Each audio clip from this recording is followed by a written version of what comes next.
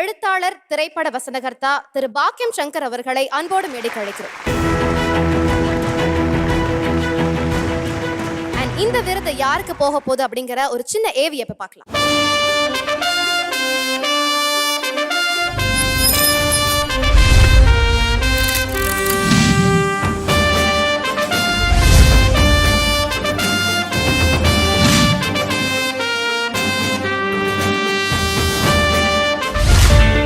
இழப்பதற்கு ஏதுமற்ற பிச்சைக்காரர்களின் வாழ்வில் ஒளியேற்றுகிறார். திருச்சியை சேர்ந்த நவி முசிறியில் உள்ள சிறிய ஜவுளிக்கடையில் அப்பாவுக்கு வேலை. கடுமையான வியாதியிலிருந்து மீண்டு வந்திருக்கும் அம்மா ஒரு தங்கை என மிக ஏழ்மையான பின்னணியை கொண்டவர் நவி.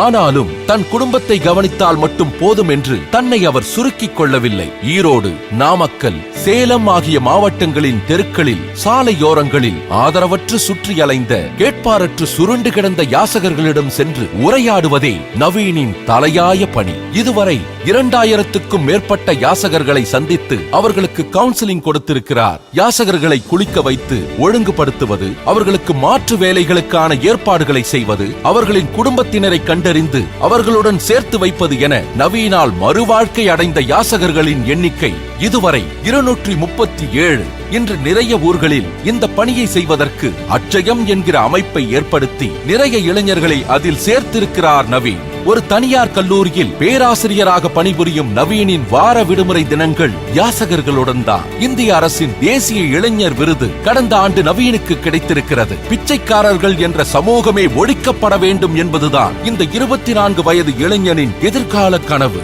அதை நனவாக்க துடிக்கும் நவீனின் சமூக பற்றை அங்கீகரிப்பதில் பெருமை கொள்கிறது ஆனந்த விகடன்.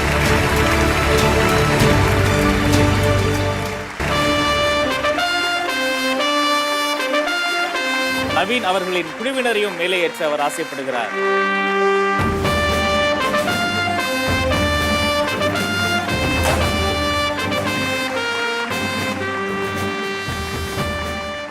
இன்னைக்கு யாசகர்கள், அதாவது பிச்சைக்காரங்க, இது பார்த்தீங்கன்னா எல்லாருமே ரோட்டு பிரச்சனைன்னு சொல்றாங்க.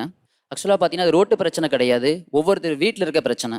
அட்சயம்ங்கிற ஒரு அறக்கட்டளையை நிறுவி 2014ஆம் ஆண்டு முதல் பார்த்தீங்கன்னா பல யாசகர்களை சந்திச்சு பேசியிருக்கோம்.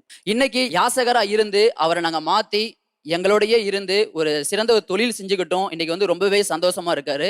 நாங்கள் மாத்தின யாசகர், அவர் பேரு வடிவேல், அவர் அண்ணா இங்கே தான் இருக்காரு.